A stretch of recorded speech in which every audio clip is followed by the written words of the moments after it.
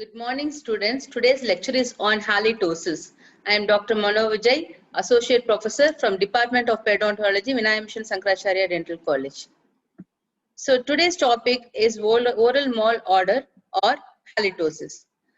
Bad breath can be detrimental to one's self-image and confidence, causing social, emotional, and psychological anxiety.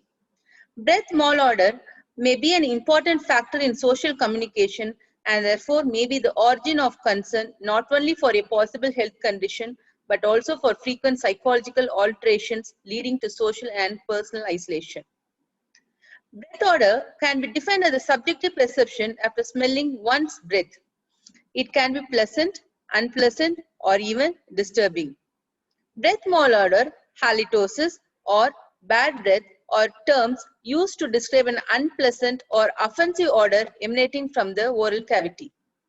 The term halitosis was introduced by Listerine Company in 1921. In Latin, halitosis, halitus means breath, and in Greek, ending osis describe a medical condition such as cirrhosis of the liver.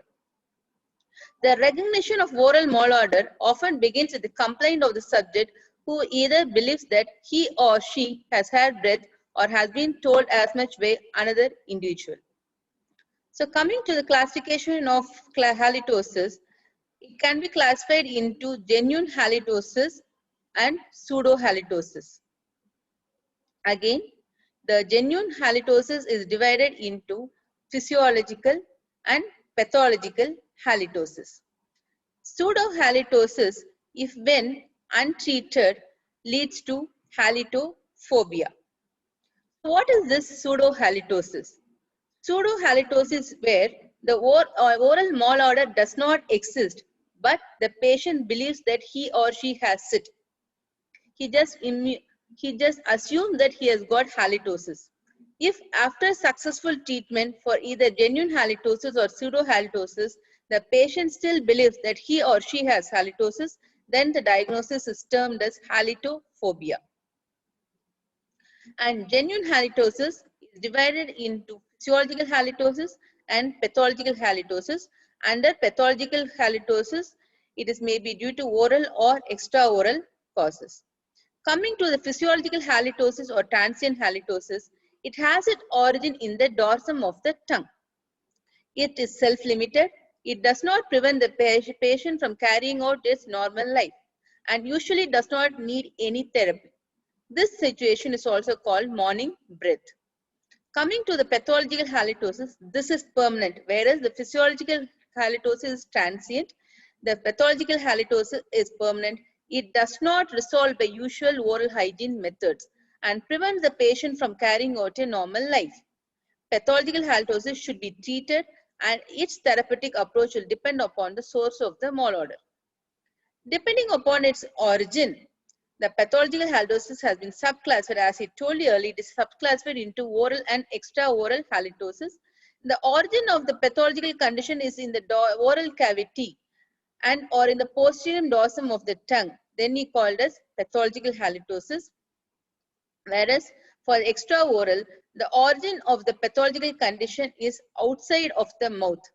That is in the upper or lower respiratory tract, digestive system, systemic disorders, etc. The factors involved in the etiology of halitosis include various components.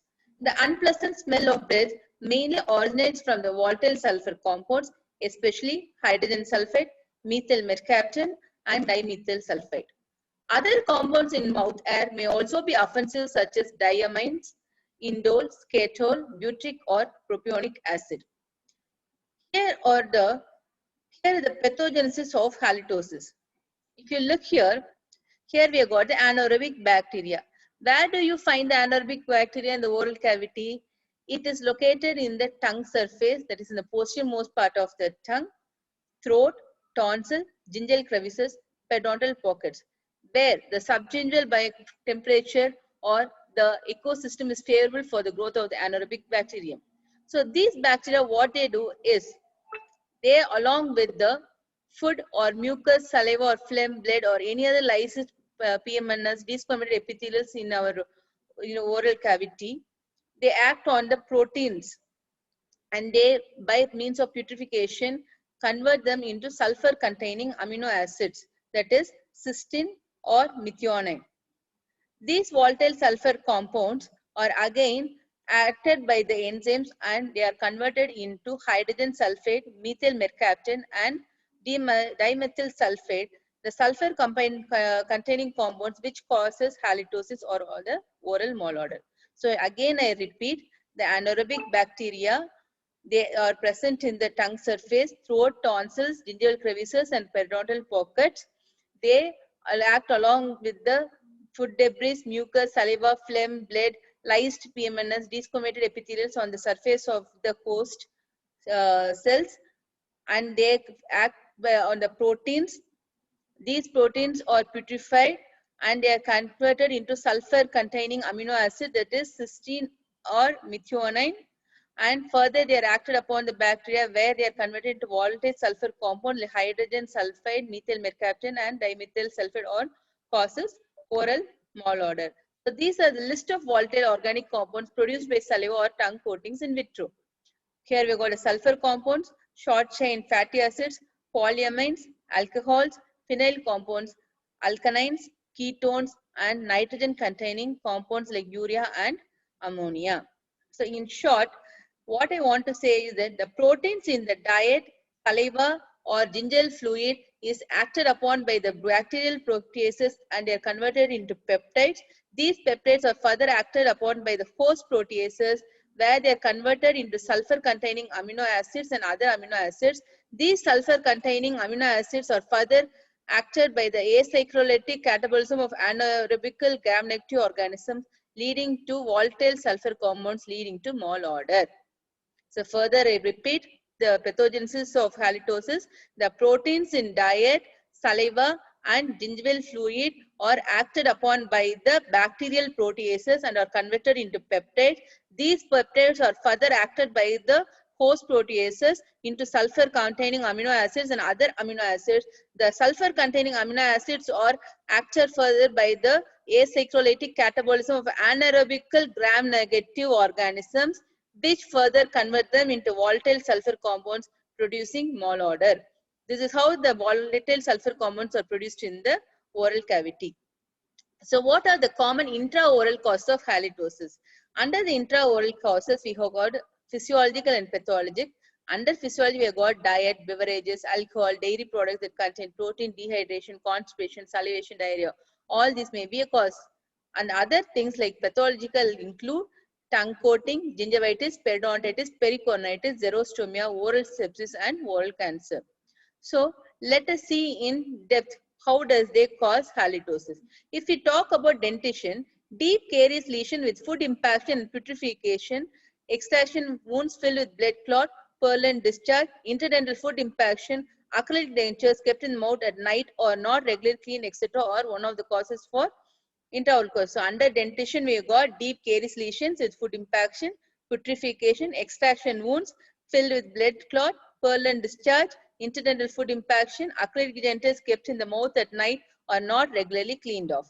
And under periodontal infections, we have got the gram-negative bacteria associated with gingivitis and periodontitis, especially Porphyromonas gingivalis, AA, Prevotella. They produce volatile sulfur compounds. The amount of volatile sulfur compounds in breath increases with the number, depth and bleeding tendency of the periodontal pockets.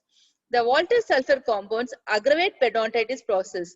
They increase the permeability of the pocket and mucosal epithelium and therefore expose the underlying connective tissue of the periodontium to bacterial metabolites. Methyl mercaptan, it increases interstitial collagenase production, interleukin-1 production by mononuclear cells, and cathepsin reproduction, thus further mediating connective tissue breakdown.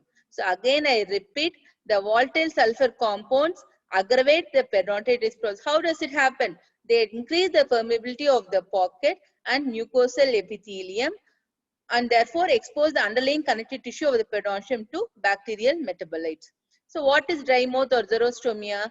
Patients with xerostomia present large amount of plaque on the teeth, process and tongue dorsum because there is less production of saliva, which leads to dryness of mouth. There is no flushing action of saliva. The increased microbial load and the escape of volatile sulfur compounds as gases when the saliva is drying up, leads to halitosis. So the most important thing is tongue and tongue coating. The large surface area of the tongue can harbor high number of bacteria. The innumerable depressions in the tongue surface area are ideal niches for the bacterial aggregation and growth, shelter from cleansing actions. The desquamated cells, food remnants remain trapped in the retention sites, thus putrefied by the bacteria, and forms a coating on the dorsum of the tongue, giving rise to oral malodor. So when we talk about tongue and tongue coating, the large surface area of the dorsum of the tongue can harbor high number of bacteria. The desquamated cells, food remnants remain trapped in the retention sites, then putrefied by the bacteria and forms a coating on the dorsum of the tongue, giving rise to oral malodor. So coming to the systemic causes, what are the various systemic causes? It may be due to why we have got oral malodor. What are the conditions or the systemic condition apart from the oral conditions? What are the extra oral causes that causes halitosis? We have acute febrile illness, leukemias, respiratory tract infection, H. pylori infection, pharyngoesophageal diverticulum, hepatic failure, renal failure, diabetic ketosis, trimethyluremia. So let us see in detail about each and every, maybe few extra oral causes I'll be talking here. First one is ear, nose and throat. Coming to acute pharyngitis, it may be viral or bacteria, and it can, next one is purulent sinusitis, tonsillitis and postnasal drip. These are the common ENT causes. The postnasal drip is associated with chronic sinusitis or regurgitation esophagitis, in which the acidic content of the stomach reaches the nasopharynx and causes mucositis. So two important causes.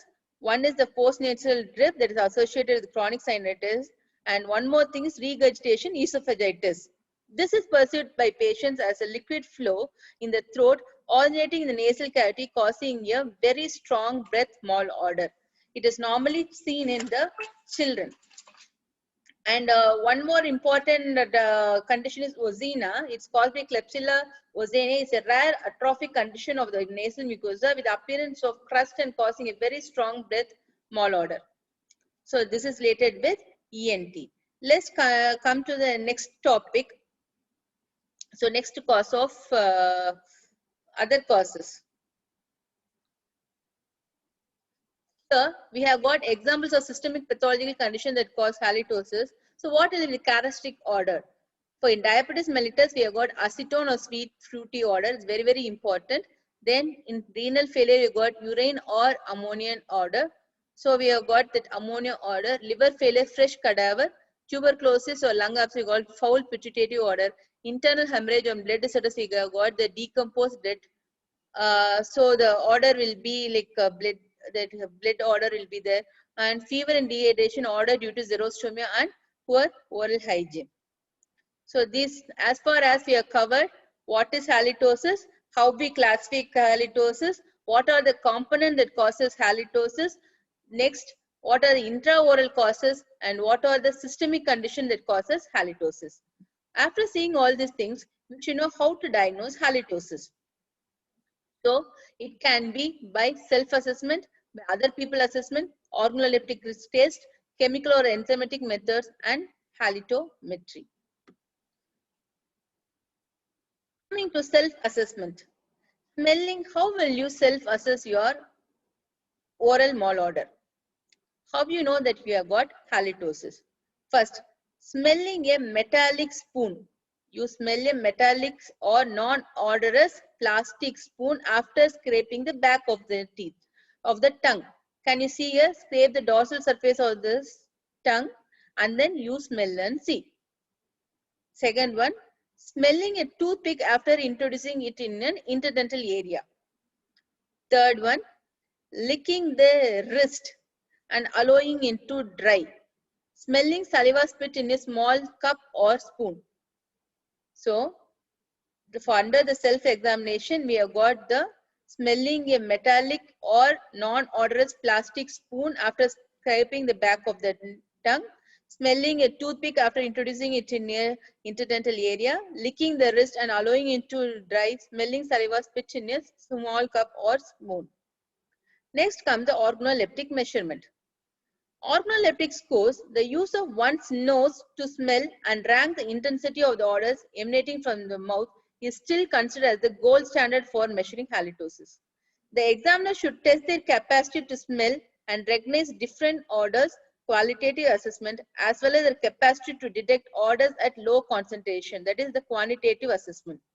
Again, I repeat, the examiner should test their capacity to smell and recognize different odors, that is the qualitative assessment, as well as their capacity to detect odor even at low concentration, that is quantitative assessment.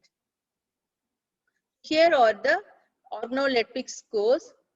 So score 0 is no appreciable odor, 1 is barely noticeable odor, number 2 is slight but no noticeable odor, number 3 is moderate odor, 4 is strong offensive odor, 5 is extremely foul odor. Before the organoleptic measure assessment, both patients and examiner must follow some instructions in order to obtain a more reliable result. They should not use any fragrance, shampoo or body lotion. Smoking and consumption of alcohol, garlic are prohibited 12 hours before the organoleptic assessment. This applies to both the patient and the judge. Patients should abstain from using oral rinse and breath fresheners also. So these are the general instructions when you are going for an organoleptic assessment. The judge smells a series of different air in samples. It may be an oral cavity odor. Here, the subject opens the mouth. See here, the subject opens the mouth and refrains from breathing while the judge places his or her nose close to the mouth opening and smells air when the patient counts from 1 to 20. Can you see here? The subject opens the mouth and refrains from breathing while the judge, she is the judge here, she places her nose to the mouth opening and smells the air while the patient counts from 1 to 20. Second is breath odor. The subject expires through the mouth while the judge smells both at the beginning and at the end of the experiment. Here. Third one is tongue coating. The judge smells a tongue scraping, maybe like a plastic spoon. Then nasal breath odor. The subject expires through the nose. Okay. And keep the mouth closed. So he is expiring through the nose and he is keeping his mouth closed. When the nasal expiration is malodorous, whereas the air expired through the mouth is not, a nasal or paranasal cause can be suspected. What are the specific characters of breath odor? As I told you already, a rotten egg smell is indicative of volatile sulfur compounds. A sweet odor has been associated with liver insufficiency. The smell of rotten apples has been associated with unbalanced insulin-dependent diabetes, which leads to accumulation of ketones or fruity odor. A fish odor can suggest kidney insufficiency characterized by uremia and accumulation of dimethylamine and trimethylamine. So as dentists, we should be proud that we may be the first person to even diagnose some systemic condition because of are able to perceive the different components in the oral molar odor of the patients. Next comes the halimeter, one of the other means to check halitosis. Here, this is a portable electronic device which analyzes the concentration of hydrogen sulfide and methyl mercaptan but without discriminating them. Here, we cannot discriminate whether it is hydrogen sulfide or methyl mercaptan. The examination should preferably be done after at least 4 hours of fasting. Very, very important. You should have done this test only after 4 hours of fasting and after keeping the mouth closed for 3 minutes. The mouth air is aspirated by inserting a drinking straw fixed to the, here you can see the straw which is inserted into the mouth. It will not touch any of the other instruments or any surface. It should not touch. It is placed in between the two lips. The straw is kept about 2 cm behind the lips without touching any surface and while the subject keeps the mouth slightly open and breathes normally. The sulfate meter uses a volumetric sensor that generates a signal when exposed to the sulfur containing gases, especially hydrogen sulfate. So here there is a sulfate meter which has a voltometric sensor that generates a signal. The absence of breath odor leads to readings of 100 ppb or lower. Patients with elevated concentration of volatile sulfur compounds readings are 300 to 400 parts per billion. You can see the readings here. Can you see the reading here? Yeah. Okay. This has high sensitivity for hydrogen sulfide but low sensitivity for methyl mercaptan, which is a significant contributor to halitosis caused by periodontal disease. Okay, coming to the gas chromatography or portable gas chromatograph, this device can analyze air, incubated saliva, or crevicular fluid for any volatile compound. Elaborate gas chromatography is essentially useful for identifying non-oral causes. Small portable gas chromatograph can be used in periodontal clinics, which have the capacity to measure the concentration of the three key sulfates separately.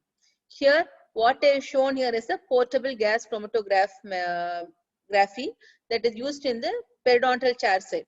Small amount of the breath sample aspirated with the plastic syringes inserted into the input port of the gas chromatography. The computer displays the detection and amount of the three important VSCs within the 8 minutes. Within 8 minutes, we are able to detect what it is.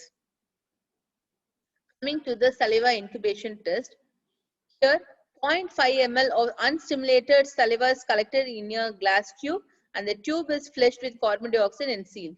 The sealing prevents inflow from outside air and the glass prevents the smell of the hardware. It is incubated at 37 degrees Celsius in an aerobic chamber under an atmosphere of 80% nitrogen and 10% carbon dioxide and 10% hydrogen over 3 hours. The headspace air in the tube above the incubated saliva is examined for volatile sulfur compounds production and organoleptic measurements. The organoleptic ratings highly correlate with the volatile sulfur compounds and organoleptic rating of the patient's breath. And one more, we have got the electronic nose, and next one is the BANA test. Here we got three major periodontal pathogens, that is Treponema denticola, P. gingivalis, and Tanella forsythis. They produce both volatile sulfur compounds and volatile fatty acids such as butyrate and propionate. Their detection in plaque and or tongue samples provide information concerning factors contributing to the individual's malodor. The organisms can be detected in plaque samples by the presence of an enzyme that degrades benzoyl D-L-arginine alpha-naphthalamide, that is BANA. It is a synthetic trypsin substrate forming a colored compound. This is a chair-side assay. That is, within 5 to 10 minutes, we can. It can be done with the help of kit that detects the presence of the enzymes in plaque and tongue samples. So this is BANA test.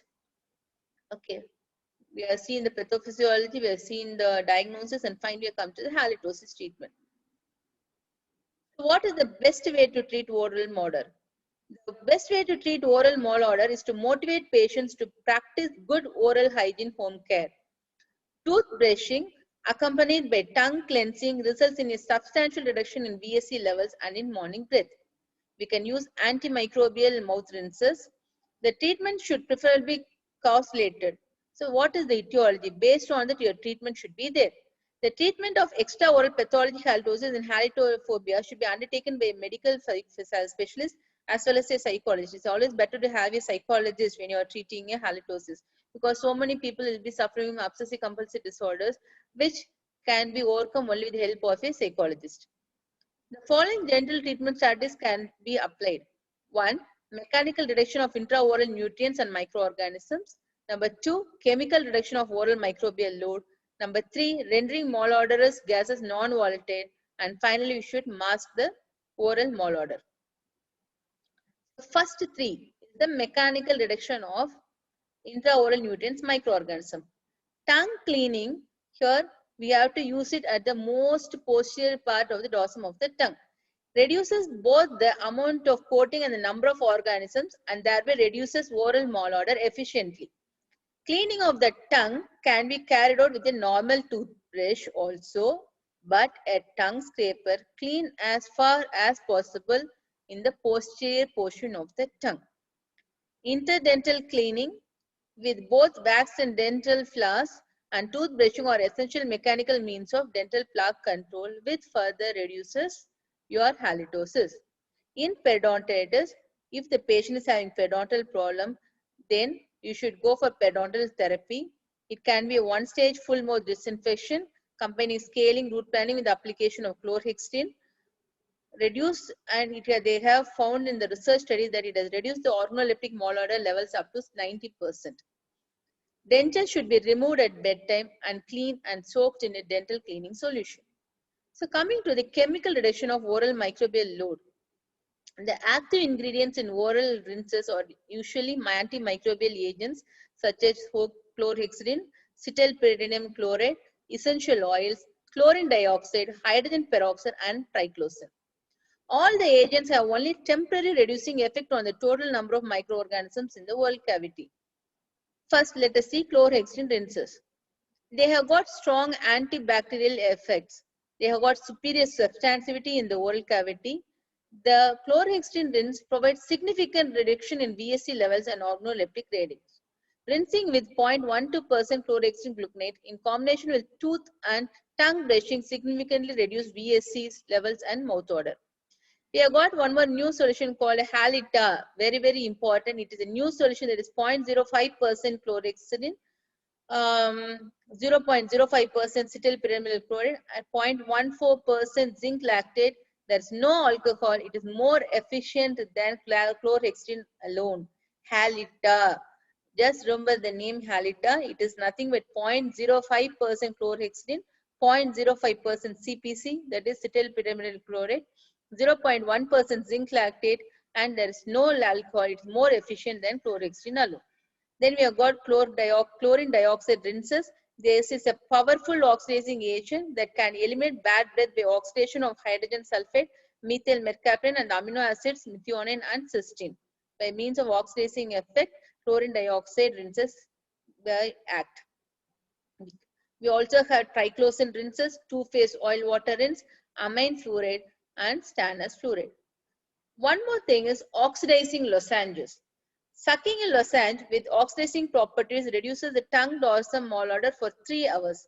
This anti-malodor effect may be caused by the activity of a dihydroascorbic acid, which is generated by peroxide-mediated oxidation of ascorbate present in the lozenges. Just remember that sucking a lozenges with oxidizing properties reduces tongue dorsum malodor for 3 hours. That is the use of oxidizing lozenges. This is only a temporary relief, not long-standing. It acts only for 3 hours. Then coming to the conversion of volatile sulfate compound, we have got metal salt solution, and one among is zinc. Zinc is an ion with 2 positive charges. It binds to the 2 negatively loaded sulfur radical and thus can reduce the expression of volatile sulfur compound. Already I mentioned about Halita. It along with the zinc, it helps in the prevention of formation of volatile sulfur compounds. And we also use toothpaste. For example, we use baking soda dentifrices, sodium fluoride containing toothpaste, which has zinc citrate, triclosan toothpaste, which allows a reduction in VSC levels. Then how can we mask malodor? For that, we have got chewing gum. Nowadays, chewing gum containing tea extras, epicogalactin, reduces oral malodor to some extent. The chemical reaction between epigalactocatechin and methyl sulfate results in non-volatile compound.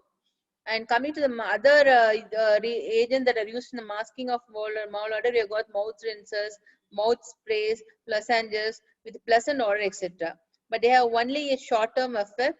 Another way to mask malodor is by the lowering of the pH of saliva. Since low pH increases the solubility of VSCs or increase the secretion of saliva, because a larger volume allows the retention of large volume of soluble volatile sulfur compounds. Increase in salivary secretion can be achieved by proper liquid intake. Chewing sugarless gum, it also neutralizes acids in the mouth. To lower the pH, an orange juice is sufficient, but only it is a short-term effort. So coming to the conclusion, bad breath is a major concern for many people. Because it nearly always originates in the mouth, it can and should be diagnosed and treated professionally. Recent developments in the understanding of the etiologies of breath malodor have spawned new technologies for its assessment and management. Hope I am clear with the chapter. Any doubts, you can message. Thank you. These are all my references. Thank you so much.